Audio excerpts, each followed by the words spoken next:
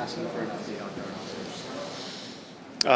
Darnell Yeah, he'll be out. He's not playing tonight. Yeah. It'll be, 5 to 10 days. How's he doing? It seems like the guys are saying he's maybe doing better than they thought when everybody saw it. Yeah, obviously there was a big scare there, just when it happened on the ice. But since then, he's progressed really well. He's doing as good as he can. Obviously, we'll take our time and make sure that he's ready when he does return. What are the reports on Josh Brown that you're getting out of They've been obviously playing really well, been contributing to their success, been really physical.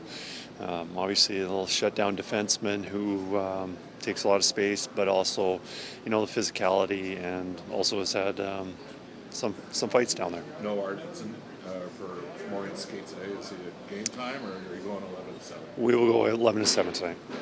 Could I ask you what Corey Perry at age 39 means to you in this organization, both on and off the ice? Corey's been a really good addition to our team since we added him mid-January last year. Scoring some key goals, playing, 10 to 14 minutes usually a night. On the second unit power play, but mostly the leadership, and taking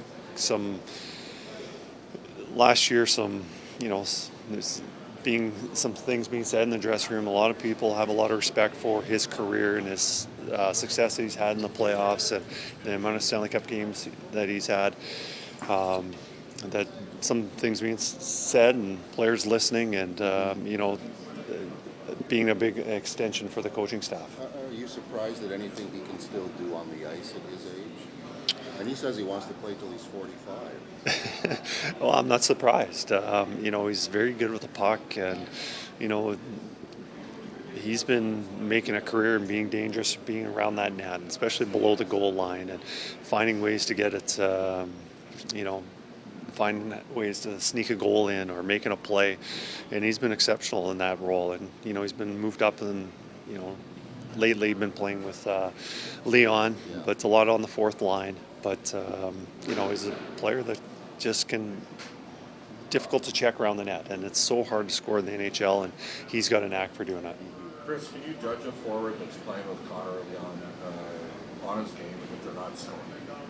Take it with Colson as an example. Are the numbers deceptive to how he's playing? I think with Podkolzin, I don't know. He might be the best player in the NHL that hasn't scored a goal yet. He's been doing so many things well. He's getting in the forecheck, creating turnovers. He's physical. He's been part of our penalty kill. In a third pair role, but. Just has not been able to find the net as much as, or at all. We've had a lot of forwards in that kind of situation who've been playing well, haven't been able to score. Pods has been very similar. He's doing a lot of things, and we appreciate what he brings to our team. Listening to some of the guys in the room talk about the amount of suspension that Ryan Reeves got, they felt it was reasonable and fair. I wonder whether that matters to you. You're just more concerned about the player being lost. As a coach, you just wish it never happened, and I guess no punishment could be severe enough, in our opinion. But I think the NHL handled it well, and we're obviously just worried about Darnell and wish that hadn't happened. But it is what it is. Kris, Connor McDavid reached the 1,000 points in the NHL. What do you like the most about his evolution as a player? Just how he finds a way to score. Whether it's been scoring or assists. A couple years ago he gets to Rock Richard, and then last year 100 assists. I think when he has his mind on something, he can't be stopped. And I think he's a very competitive person, wants to be the best, and that has absolutely driven him. Some players are, they're good and they are okay with just being good and not pushing themselves. And I don't think I've ever seen a day or a moment that he hasn't pushed himself to be better. Kind of challenging, I think, for you. It's like you already lost a few buddies during the summer on the back end, and now Darnell for a little while. Like the depth of your D has a pretty different look. Absolutely, our defense is much different, and now missing Darnell, it's going to be a lot different than it was, say, Stanley Cup Finals that we had last year. But it was only a short period of time. And, when we lost Darnell, we fortunately had 7 defensemen. We had an extra defenseman that they were all playing.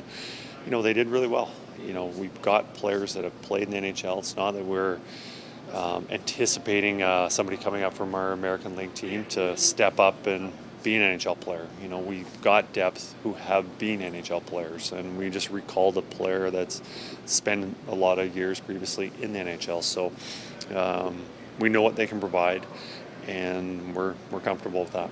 Kris, as a kid growing up in Imperial, your dad used to take you on the Western Canadian, Montreal Canadiens trips out west. I know you were here last year when the teams against the 16 games, but what does it mean for you personally to think of, where you were when your dad's driving you to see Montreal play, and now you're coming into Montreal coaching players? Yeah, being here in Montreal is obviously special. The original 6 team and the history that Montreal has, and obviously as a kid I spent a lot of time watching the Canadiens, and when they were in Edmonton and Calgary, we would go and make those trips to see the Canadiens in the late 80s, early 90s. And anytime you're in certain locations, they're a little more special, and coming here and playing in Montreal is it's definitely a good experience for, I'm certain, all our players, but definitely for myself. And not many media. The more the merrier.